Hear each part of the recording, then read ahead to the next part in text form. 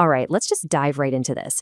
You know that feeling when you get back from a vacation and you literally feel like you need another vacation just to recover? Yeah, we've all been there.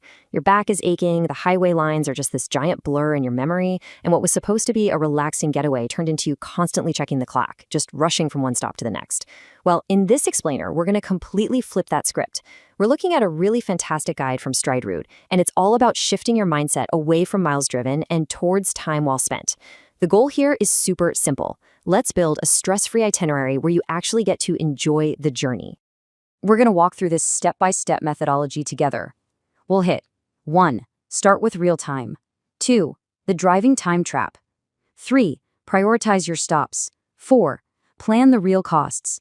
And finally, 5. Leave room for the unexpected. I absolutely love this quote from the source material because it introduces this massive paradigm shift right off the bat. It says, a good road trip is not about driving as far as possible. It is about using the time you have in a smart way.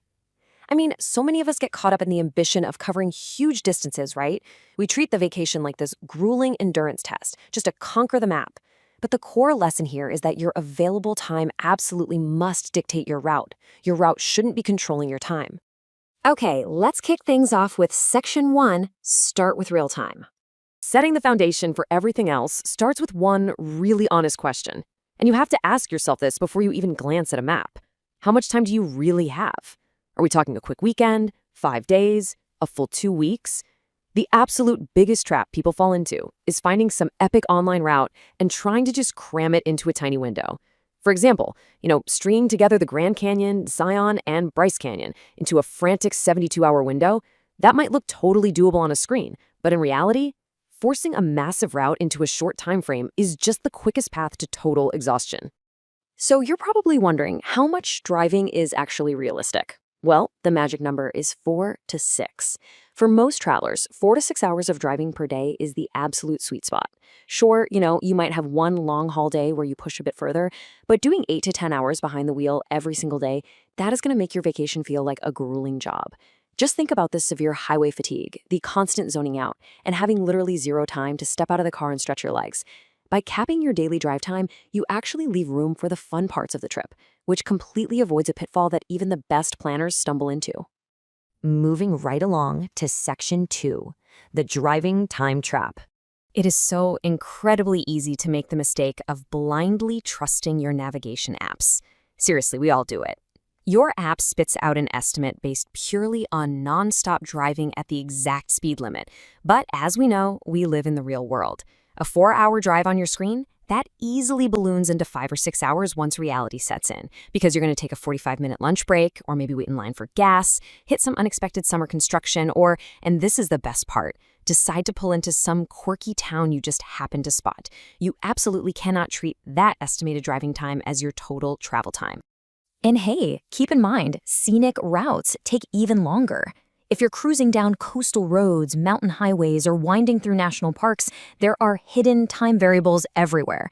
The speed limits are lower, the roads are super winding, and frankly, you're going to want to pull over and actually look at the views. If your map says 5 hours on a scenic byway, purposely avoid booking a strict dinner reservation or a time-sensitive tour right after that drive. Just give yourself the grace to slow down and actually enjoy the scenery without constantly stressing over the clock. All right, let's look at Section 3, prioritize your stops. Figuring out what to actually do with the time you've now accurately estimated comes down to a really simple binary chunking strategy. Must-see versus optional. Look, you simply cannot do it all. You have to divide your interests into these two clear categories. Must-sees are your core priorities. Let's say it's that iconic 5-mile waterfall hike you've been dreaming of for years. The optional stops, those are your flexible bonuses, like maybe checking out an artisanal coffee shop 2 towns over. If traffic is light and you're making great time, awesome, go hit that coffee shop. But if you end up lingering a bit longer at breakfast, you can skip those optional stops without feeling like the whole day is ruined.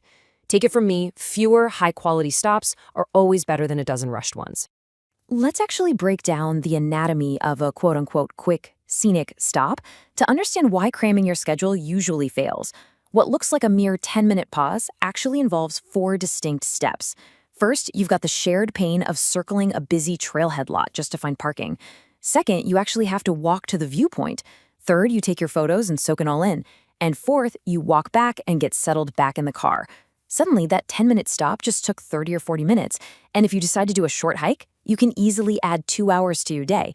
You really have to account for the logistics of stopping. Which brings us to section 4, plan the real costs.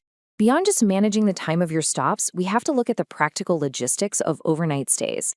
A cheap motel an hour away from the national park might look like a total steal online. But think about it. If it's an hour away, you are adding 2 hours of unnecessary round-trip driving to your next day. Imagine the hidden exhaustion of waking up at 5 a.m. just to drive to the park entrance you are supposedly already visiting. So the golden rule here is this: stay close to the next morning's destination. Paying a little bit extra to sleep right next to the morning's trailhead is almost always worth it. Why? Because you are buying back precious time and saving on fuel. Oh, and always check the actual driving distance on a map, not just what the hotel listing claims. And speaking of costs, we really need to stack up the true budget. Fuel is just the beginning. A realistic budget absolutely must include your accommodation, food, park entrance fees, tolls, and parking charges.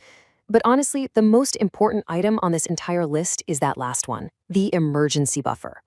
Road trips are famous for hidden expenses, right? You might get a flat tire, or maybe you realize you completely forgot to pack a rain jacket, so now you have to buy one at the overpriced visitor center. Having a solid financial buffer keeps those stressful moments from completely ruining your trip. And finally, section 5, leave room for the unexpected.